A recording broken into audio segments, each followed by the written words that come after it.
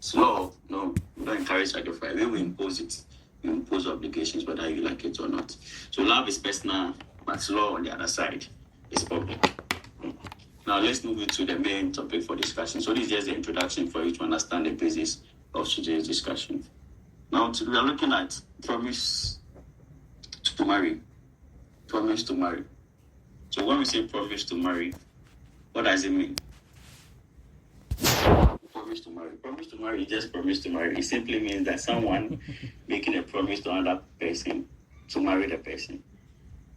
Okay, so where Kofi makes a promise to Mama that Mama, you know what, I'm going to marry you. You are beautiful. I love you. You know, say all the sweet words, and ends with a promise that I'm going to marry you. Okay, so that is just a promise. Promise to marry is promise to marry. So when someone makes a promise to another person that I'm going to marry you. So when this promise fails, okay, when this promise fails, this promise to marry, when it fails, that's where the law comes in. So now we are looking at breach of promise to marry. So when someone breaches that particular promise to marry, what does the law say? Okay, what does the law say when someone breaches this promise to marry? So it's a breach of promise to marry arises when the person makes a promise to marry another person and refuses to perform that particular promise. Okay, I'll repeat myself. It's a breach of promise to marry. Okay, it arises when someone makes a promise to marry another person and refuses to perform or to honor that particular promise. Are you with me? Yes, sir. Yes. All right. So, in one case, I'll be citing one or two cases to make it more practical, so I shouldn't be just theory. So I know that is something that happens. Okay. So in a case that in a suit filed by one lady called Amasewa against one Gariba Hasimu. Okay. So Amasewa went to court on the basis that Gariba promised to marry her and Gariba refused to honor that promise. So Amma sent Gariba to court. And the court, in defining a breach of promise to marry, had this to say. So according to the court, where a man or a woman makes a promise of marriage to another and then fails to carry it through, it is cognizable wrong for which the court will give a remedy. What the court is saying is that if someone promised another person to marry that person, okay, and you fail to honor that particular promise of marriage, the law will recognize this as a breach, and the court will grant the innocent party a remedy against the defaulting party. So it is enforceable in Ghana that when someone makes promise to another person to marry him or her, and the person breaches that particular promise, you have a remedy in court. You have a remedy in court. Now let's look at some of the elements of promise, of breach of promise to marry. The elements. What does the court look for? So when you come, it's not just you come to court and report that someone made a promise to you, the person has breached the promise, you are bringing the person to court. No, there are certain elements that the court will look at. So one, as we already, there must be a promise. Okay, there must be a promise to marry. So there must be an agreement to marry by the parties. There must be an agreement. You should be able to prove to the court that indeed there was somewhat an agreement by the parties to marry. An agreement by the parties to marry. That's the first element. The second element is that the promise must have been seriously made. So it's not just any promise. Maybe you find yourself, in the moment, then you just said, I'll marry you, I love you, I'll marry you. No. That's not what the courts will look at. The promise must be seriously made. Okay, the promise must be seriously made. The third element is that there must have been a breach of that agreement or that promise to marry. There must be a breach. So the first one, there must be a promise on agreement by the parties to marry. The promise must be clear, must be seriously made. Third one, there must be a breach of that particular promise. And now the person who is suing, okay, the innocent party must also show to the court that he or she relied on that particular promise to his or her detriment. The person must have relied on that particular promise. And the last element is that there must be no defenses to the defendant. So the defendant is the person that the innocent party has taken to court. So maybe Ama and Kofi promised to marry Ama, and Kofi fails to another particular promise, and Ama will take Kofi to court. So Kofi will be the defendant, and Ama will be the plaintiff. Okay. So Kofi should not have any defense because there are defenses. There are defenses to this breach. Okay, there are defenses. So Kofi must not have any defense to Ama's case. So if Ama says that I had an agreement to Kofi, the agreement was clear that he'll marry me, he failed to another particular agreement, and I relied on that particular agreement to my detriment, and Kofi has no defense to that particular breach, then it means you have a very good case in court. So please take note of the elements. So the first one is that there must be an agreement. The agreement must be seriously made. There must be a breach of that agreement. One party must have relied on the agreement to his detriment, and the defendant must have no defense available to him or her. Now,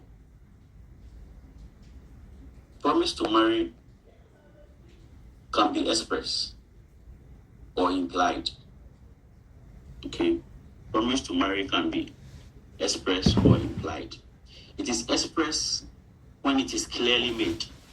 So, for instance, you let your friends, usually what they do, you talk to your friends and the ladies' friends, you set up some cocktail party to get together somewhere, some posh restaurant, some rooftop somewhere. Then once they are eating and drinking and partying, then ta-da, the guy will come and kneel down. The guy will just come and kneel down. We don't marry him, pull something small from the pocket. Will you marry me? In the eyes of the people, everyone will be there. Yes, say yes, say yes, say yes. Yes. So when it is clearly made, in law, it is considered as a promise to marry. Okay. So which means it is express, it is clear. This one there's no argument. No one can come back and say that no, I was joking. It wasn't really a promise. No. As soon as you do that, you will see it as a clear promise to marry. Okay. So when you breach that particular promise, the other party can hold you responsible. So it can be expressed in traditional settings. So when someone does knocking, okay. So when knocking is done, in traditional settings, when you go and do knocking, it is presumed that you are going to marry the person. So when you do knocking and you fail, you don't marry the person, considering all other elements are met. Okay, and you fail to marry that particular person, you'll be deemed to have breached that promise to marry. So it can be expressed. Now let's look at the implied.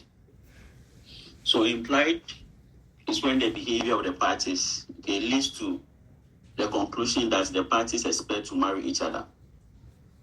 Okay, so implied is when they leave, for other people, for the community and society to get to know that these people, the way they are living, you can infer that they will likely marry. Okay, they will likely marry the way they are living there because of their behavior, the way they behaved and all that. It's likely that they marry, and the court will infer that even though there was no clear promise, okay, even though there was no clear or express promise, you can infer from their behavior or their character, okay, that they promised to marry. So instances are like maybe you live together with that person, right? You live together under the same roof. Maybe you do business together. Maybe you even have like a child or two together. Do you understand? Maybe any event at the other parties, family, you attend and present yourself as the person's man or woman. So when you live together, your behavior and everything shows that these people. Yeah, so like if even an innocent party is standing somewhere and the person doesn't know whether you people are married, the person can easily infer that this body are couple, unless someone tells him or her that these people know this couple, they are not married. So when their behavior is so clear in the eyes of society or community or family that these people intend to marry, it can be inferred that yes, you people, there's a promise between you people to get married. So when the marriage doesn't happen, one person can hold the other for breach of promise to marry. So breach of promise to marry, it can be express or it can be implied, plain statement. Now let's look at the breach. How does the breach happen? Okay. So the breach also can be in two forms, either anticipatory breach or a non-performance breach. Anticipatory breach or non-performance breach. So when it's anticipatory, what does it mean? Anticipatory is when parties agree at a certain time. Okay? And one party acts in a manner that puts it out of the other power to carry out his or her part of the agreement. Okay, let me repeat it. So when a party, anticipatory breach, when a party agrees to marry at a certain time, and one party acts in the manner that puts out the other of his or her power to carry out that agreement. So for instance, there's an agreement between two parties to get married, maybe today's date is 21st. So let me say 28th of June. They promise to marry 28th of June. Then 27th of June, Kofi will just travel to US. So even though Kofi has not expressly stated that I'm not going to honor this particular promise, but February, 28th, then 27th, you travel to US. How is it going to happen? So you anticipate that now you intend to breach it. So that's anticipatory breach. Okay. So you anticipate that based on this conduct, clearly you breach it. Or maybe you promise someone to marry the person. Then you just pass back and go marry another person without the person knowing. So even without setting a date, you know that you breach it unless perhaps maybe your marriage is a customary marriage that you're allowed to marry. If you're a man, you're allowed to marry too. Sure, my wife is not on it. It's on the call. She told me she should get the call. I hope she's not in the call. So that's when you're allowed to marry another person. But in the absence of that, okay. Oh my God.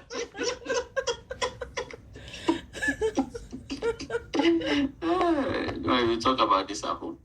So that when you pass back and you marry someone else, you begin to have breached the promise to marry. So that's anticipatory. Okay, that's anticipatory. And the second one is non-performance breach. Non-performance breach. So this is when due date passes or the event occurs and either the man or the woman refuses to marry. Okay, so you set the date, 28th June, we're going to get married. Then the date is due. Then you expressly say that, no, I'm not going to marry you again. Okay, you say that, no, this one, I'm out. Whether I like it or not, I'm out. I'm not going to marry. So the non-performance, when the person refuses, the person will just say it directly to you. I'm not going to do it again. I don't want this marriage again. It means the person has breached it. Okay, so it can be anticipatory or non-performance.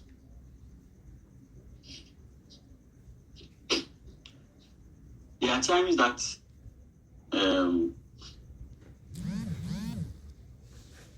concerning the non-performance, okay, someone will ask that, so how long should I stay in,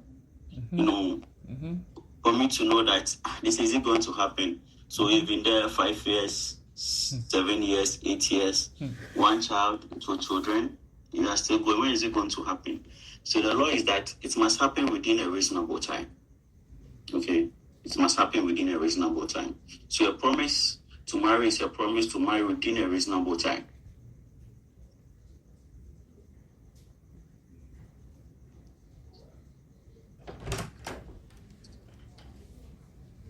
promise to marry is a promise to marry within a reasonable time. So in one case, Annie and Kimfo, so they live together 5 years. They have about 3 children. 8 years, and they are still going. They are still there. The man said, "Oh, I'll marry you. I'll marry you. The next child, I'll marry you." And the woman, I didn't want to call that. No, this man is just playing with me. You've been in relationship about 8 years. You have about 2 or 3 kids, and it's always postponing that you marry. And the court said yes. The man has breached the promise because the promise must be reasonable, so the person cannot stay forever. Okay, so the court held that the man has breached the promise to marry. So a party, so it's based on this, you can see the party can bring an action to court for a breach of promise to marry on the basis that he or she has waited for a very long time. He or she has waited for a very long time and the marriage has not taken place. Okay, so it's one of the bases that you can go to court. We've been there about 5 years, 8 years, living together. We have about 2 or 3 children together, and still it's not happening. You can go to court. If all the other elements are available, you can go to court. Okay. So the next thing is breach of promise to marry actionable. If something is actionable, can you send it to court for a remedy? Okay, so as I've already said, yes, if someone breaches a promise to marry, you're allowed to go to court for a remedy. Does it happen? Someone will ask whether it happens in either ordinance because of the promise, might it be just ordinance, or when a person promised to marry you under ordinance or under customary. As I said earlier, even knocking is even deemed as a promise to marry. So yes, either the person promised to marry under ordinance or customary in a customary setting, yes, you can still go to court on it. There's a case, let me see whether I can fetch it out. Yeah, there's a case, Achempo. In this case, it was held that a customary marriage was distinct from an ordinance marriage. And the incidents of the 2 types of marriages were different. Therefore, if a woman married under customary law and had given consideration for the promise to convert the marriage into an ordinance one, she was entitled to sue for the breach of that promise. Yes. So this one, they are saying that if you promise the person to marry her under ordinance, okay, and you do only the customary without doing the ordinance, the person can sue you for breach of promise to marry. So even though the customary is deemed as marriage, but because you promise the person that you are going to marry her under ordinance, and you fail to do that, you are in breach. Please do get it. Yeah. Yes. So whether it's ordinance or customary, you can be in breach. So if the person promised, I'm going to marry under customary law, that was the agreement between the parties, and yes, that happens, that is it. You cannot sue the person. The person should by force marry you under ordinance, no. But when the person makes the promise, won't marry you under ordinance, the person performs only the customary without the ordinance, the person will be in breach. Based on this case, Achempo. So that's what happened. They married under ordinance. They married under customary law, but the man promised to do ordinance. The man failed to do the ordinance, and the court held that the incidents of the 2 marriages are different. The incidents of customary marriage is different from the incidents of ordinance marriage. So if you promise to do ordinance, then ordinance is what you must do. Okay? You cannot do one in place of the other.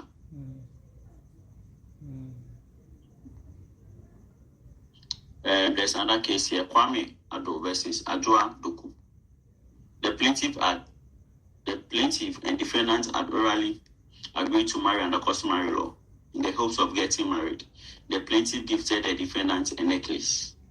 Subsequently, the defendant refused to marry the plaintiff. When the matter was brought to court, the court awarded damages in favor of the plaintiff and ordered the return of the necklace. So Kwame Ado sent Adjoa Doku to court on the basis that they promised to marry. Okay, there was a promise to marry, and Adjoa refused to marry Kwame.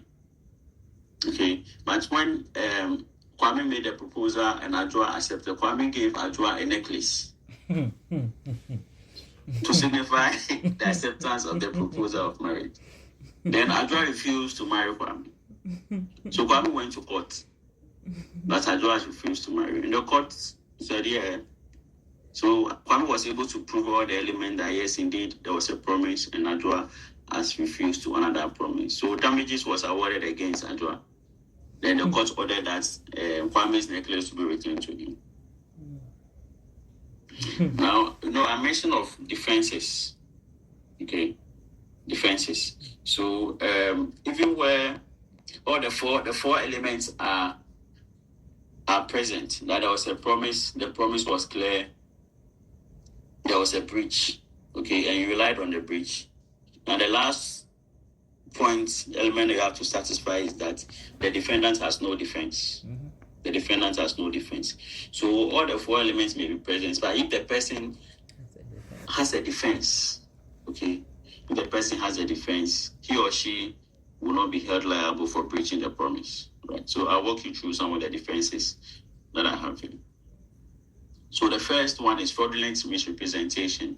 Fraudulent misrepresentation. This is a good defense when it can be shown that the defendant was induced to make the promise or to continue the engagement by misrepresentation or willful suppression on the plaintiff part. So where the defendant is the person that let me still use Kofi and Amma, right? Yes, Kofi and Amma. So if Kofi sends Amma to court, then it means Amma is the defendant. Mm-hmm. That Amma has failed to marry him, right? So where Amma is able to prove to the court that Kofi fraudulently made certain representations to her, okay? So the representations that were made to Amma were fraudulent. Let me give you an example. So this one is rare story. The case came to my firm recently. So I think it's practical exam. I think it will help in some way, but I'll still talk about it. So this couple, they got married. They got freshly married. The lady, I think the day of the marriage, the following day, the woman said she cannot continue the marriage. It was like, then what is the issue? So the woman's case, the woman's case was that. I'm finding because to say this thing.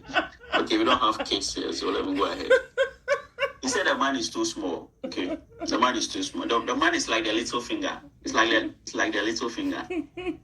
So according to her, the man makes it did not represent to her that,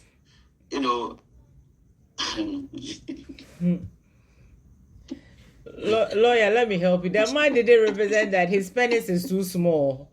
Is that not what you want to say?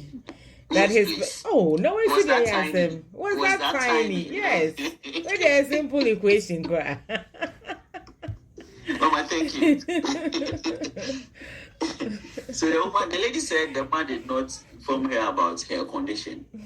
That if the man had informed her about her condition, maybe she wouldn't have agreed to even marry him in the first place. Okay, so this is just a clear example of fraudulent misrepresentation. So where someone tells you that, okay, I'll marry you, then you agree that yes, I'm going to marry you too. And based on the promise, the person has made certain representations to induce you, to agree to the promise. Do you understand? And now you rely on now you go into it and realize that the person didn't speak the truth. Okay, the person misrepresented whatever that he said to me. Then it means you have a defense. So then it means that you can tell the person that no, I'm not going to marry you again because you told me A, B, C, D is available and it is not there. Do you understand? So it means you have a clear defense to that particular breach. Right? So fraudulent misrepresentation. The next point is bad character. Bad character. So if after the exchange of the promise, the defendant, so if I said defendant, the person was taken to court, just take note of that. If after the exchange of the promise, the defendant discovers that the plaintiff is of bad character or extreme bad character, so for instance, the person is an abuser, okay, or any bad character that you can think of. So if you're able to prove to the court that yes, this guy made a promise to me, or this lady made a promise to me, I accepted it. It was clear. Yes, I have breached the promise because I've told him or her that I'm not going to marry, but that I can't go ahead with the marriage. But I said that on the basis that this guy has a bad character. Okay, he's an abuser. Maybe he's a drunkard. He's something, that I didn't know about. Because the person has a bad character. So because of the bad character, I cannot go ahead with the marriage. If I'm able to prove to the court that indeed this person had a bad character, then this defense will avail you in court. Okay. Infidelity after the exchange of promises can also constitute a good defense. So in the case of in the case of Bench and Merrick, it was established that the plaintiff had a child 10 years ago without the defendant's knowledge before they promised to marry. The court held that the action must fail. Right. So Bench sent Merrick to court on the basis that he had made a promise to Merrick. Merrick agreed to marry, but later Merrick said that, okay, no, I cannot go ahead with the marriage again. So Bench sent Merrick to court on that basis of breach of promise to marry. And Merrick's defense was that, yes, it is true. We exchanged the promises. I agreed to marry him, all right. But I later got to know that he had a child 10 years ago without informing me. So the court agreed with her that, yes, you lied to her. The fourth defense I have here is bodily infirmity.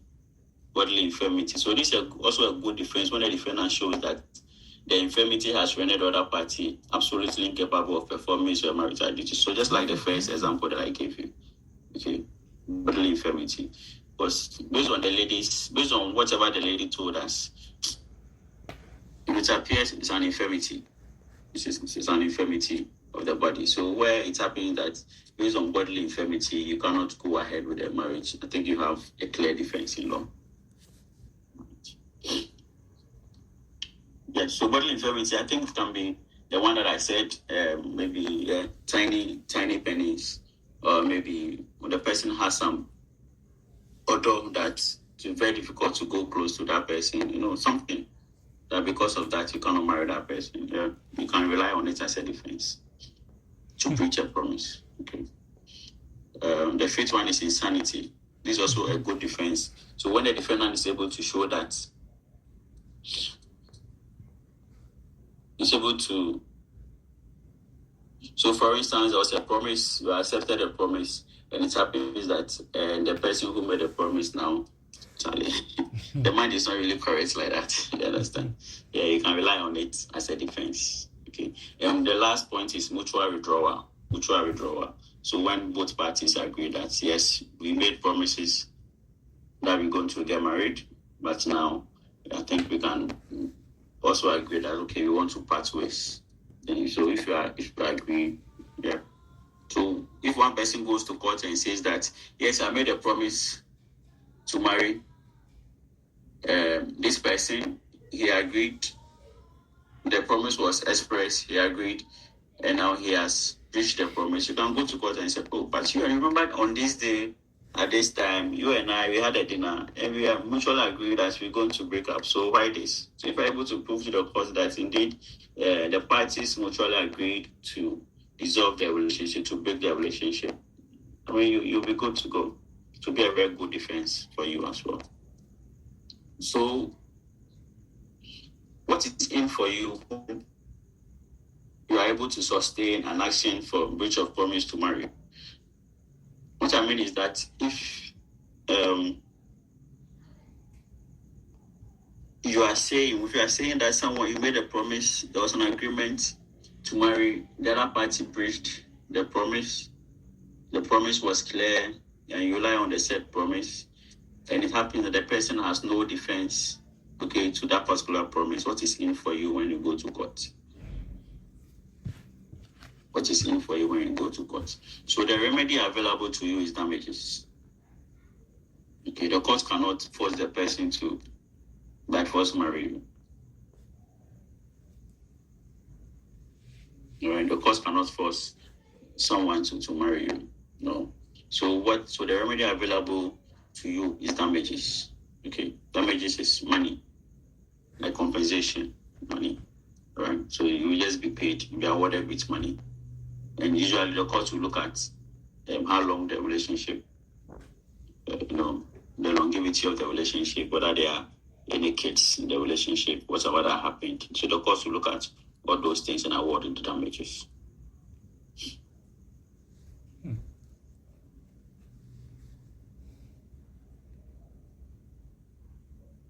I have a case here on damages. Let me see if it is not much. I'll read it.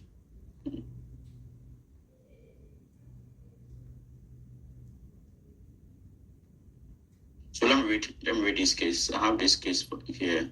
I just copied the summary here. Let me just read it out. So this is a case between Donkor and Ankara.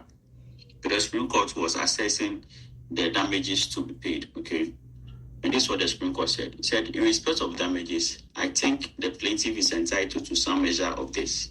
This is because from the evidence on record, the relationship between the parties was so notorious within the small community in which they cohabited that everybody is bound to know it. This is likely to take the plaintiff off the marriage market and thereby affect her eligibility and suitability to get a partner. In this particular case, for example, the plaintiff has been blessed with the birth of a son for the defendant. This is additional baggage that the plaintiff must of necessity carry into any relationship. This by itself is not an attraction to any eligible bachelor, and may detract from the usual things that attract men to women. She may lose color, may not kick and glitter as she used to be before the birth of this child, which is her second. So look at the factors that the Supreme Court considered. So based on all these factors, the Supreme Court awarded, damages in her favor. All right. So I'll end here from the breach of promise to marry. Do we have much time? Mama, do I have some time so that maybe I'll quickly touch on how the court treats properties acquired during a relationship? Yes, just within like 5 minutes. I'll touch on that. You can do that. You have 10 minutes. Then we can zoom to questions. Okay. Yes, I'm sure I can use 5 minutes to do, but yes. All right. So now let's look at how does the court treat property acquired in a relationship? Okay.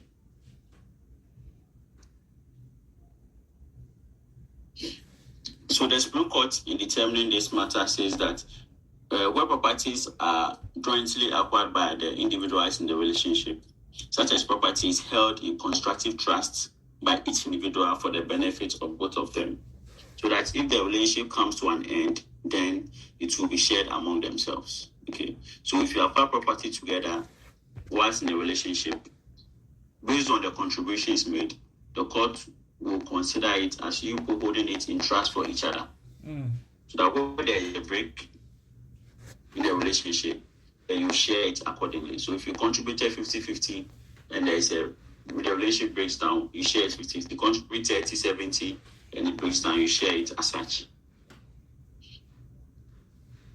So let's go to prenuptial agreement. What's a prenup or prenuptial agreement? So a prenuptial agreement, also known as a pre-marital agreement or prenup, as we mostly say, it's an agreement made before marriage, usually to resolve issues of support and property division if the marriage ends in divorce or by the death of a spouse. So these agreements usually entered in by prospective couples, so I have to say that way. Yeah. So like parties who intend to marry. So the agreements that you enter with your party, with the other partner, that in case we marry, this is how the properties are to be shared. Okay, this is how we're going to take care of our kids. This is how we're going to do concerning this business.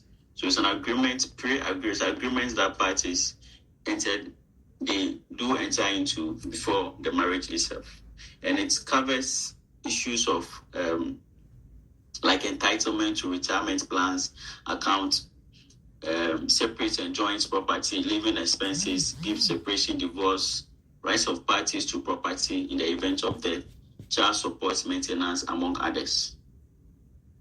Okay, so these are agreements that are used to regulate certain rights and responsibilities in a marriage. So they can enter into agreements that, okay, when we marry and there's a divorce, now I have, maybe I have like 2 houses. I'm building another house that I'm not done. Okay. In case of divorce, you know what? The house that I'm building, I'm not done. If by then I've completed it, I'll give that one to you. With the other 2, you have no share in it. Okay. We can agree that, okay, in case of divorce or in case of death, this my account, I have this investment somewhere. I'm going to give you 50% of it or 20% of it. If you are coming in with a child, okay, I'm going to look after the child as if he or she is my child. So these are the things that they usually do. So they'll enter into agreement and define their rights and responsibilities in the marriage. So that in the event of death or in the event of a divorce, these agreements will be enforced. Let me just highlight on some of the benefits of it. So it's used to protect a child from a prior marriage, yes, as I've said. So if there's a child with a prior marriage, they'll talk about it. Are you going to take off him or her as your child or not? The desire to keep property brought into the marriage. So before you enter into the marriage, you had acquired certain properties already. So how are you going to deal with it in case of divorce or in case of death? So it also protects a spouse from accumulated debt. Maybe one person entered into the marriage with so much debt. Right? How is that debt to be paid? Because usually when people marry, they are demas. One. Yeah. Right? Otherwise, if the person comes in, the creditor may come and attach the properties and deem it as the person who is owing him or her. But not knowing the property may be for the other spouse. So they enter into agreement to protect all these things. Your debt is your debt only. So when the person is chasing you, it's only your property the person is chasing, not mine. It helps to protect one's business. So the person also runs a business and they can agree, well, my business is my business. Okay, whatever comes into the business is mine and not for both of us. It also makes divorce less complicated. So when there is divorce, it's not now that you go to court and fight over properties and assets. Because even before the marriage, you know that when there is divorce, you're entitled to A, you're entitled to B. So it makes divorce less complicated. And it may also serve as a guarantee for women. So before you go into the marriage, you know what is in there for you already. You know that this one, that's all cost when it goes on the divorce, I'm going to get 1 house, 1 car, $20,000 million or something. Yeah. So it serves as a guarantee. Let's look at some downsides of it. Some people say it's a romance killer. Mm-hmm. It's a romance killer. Mm-hmm. Yeah, because they think the assumption is that, I mean, it's marriage, right? It's built on trust and, all that. But now it's as if even before you go into the marriage and you know what is in there for you, you have to sign an agreement that in case of this or to happen, in case of this, it's as if you say it kills the romance aspect of the marriage. That's what people are saying. They say it kills the romance aspect of the marriage. Mm-hmm. They say it may also not seem attractive to believers of some faith. Some believers of certain faiths too may not really like it. But they see marriage built on trust and belief and all those things, on love. So why would you go in and anticipate that there will be a divorce? And when there's a divorce, this is what I'm going to get. Do you understand? Yeah. So I think you should think about it. Think about other downsides of it. Okay, see whether you try to do some. If you are here, you're not married, you want to enter into marriage yet, think about it, whether you want to do a prenup or not. Is prenup enforceable in Ghana? Yes. So as I said, it's enforceable in Ghana. Okay. So when you enter into such an agreement with someone before, and there's a and there's breakdown of marriage, you can go to court and the courts will enforce it for you. There are some cases in Ghana that are touched on freedom agreement. Okay, so it's enforceable in Ghana. Yeah. So thank you. I'm done. Let me leave you with a quote. He said, "Where love is genuine, the law is not really needed. Where love is genuine, the law is not really needed or is silent. But where love fails, the law becomes very necessary and essential." So thank you. And I'm done. If you have any question, I'll take it. Thank you. Let's show some love to our revered. Hey, we've not even finished. I can see also Famuzu's hand up. Wow. Please, let us appreciate our resource person, our revered Esquire. God bless you so much, lawyer, Papa lawyer. God bless you. God bless you. So I've made a lot of notes. So I can see also for Vincent's hand. Please, kindly unmute and ask your question. Papa lawyer, thank you very much. Welcome. And God bless you for the presentation. I really enjoyed it. Amen.